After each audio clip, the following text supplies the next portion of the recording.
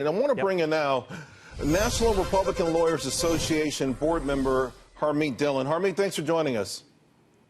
Thanks, Charles. Happy to be here. You know, I think a lot of people should be happy with this news. For the last couple of years, the key word in D.C. and in the media has been transparency.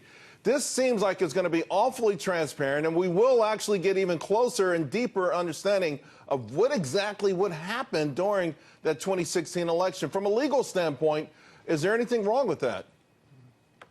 Not at all, Charles. First of all, everything you said is absolutely correct. And I would add that for Adam Schiff and others to criticize this as some sort of a political payback is absolute gibberish.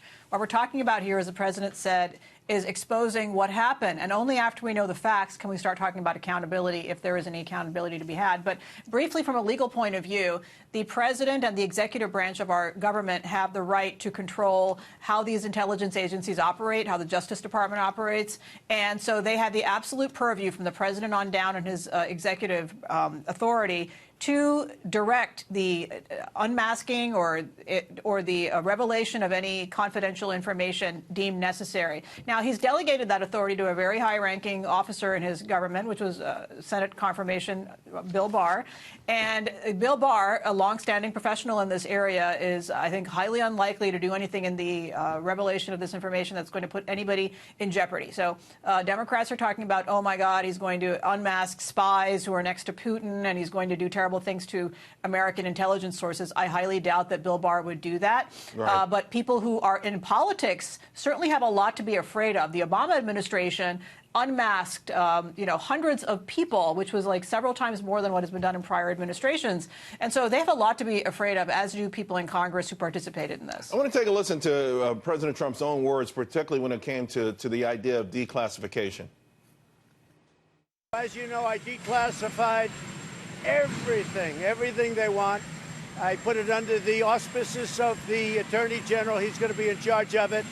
He's a great gentleman and a highly respected man. So everything that they need is declassified, and they'll be able to see how this how the hoax or witch hunt started and why it started. It was an attempted coup or an attempted takedown of the President of the United States. So, Harmeet, when we hear that President Trump declassified everything, what exactly is everything? So what he means, I believe, is he gave the Attorney General the authority and the final decision-making power or, recommendation to him on what exactly is going to be revealed publicly. So he delegated that authority to the Attorney General, which is an appropriate place for that authority. And again, I will note that in the Obama administration, a couple of officials, Susan Rice, for one, in the cabinet, as well as Samantha Power, the UN ambassador, who, historically does not have the power to be unmasking people. They unmasked hundreds of people clearly for political purposes. And so the president isn't doing anything like that at all. He's simply trying to allow the public to find out what happened in this highly irregular situation where our national intelligence agencies and our government and our FBI and our Department of Justice were weaponized against a political opponent. That should never happen again, but we can only make sure it never happens again if we know what happened in the first place. Harmeet, thank you very much. Really appreciate it.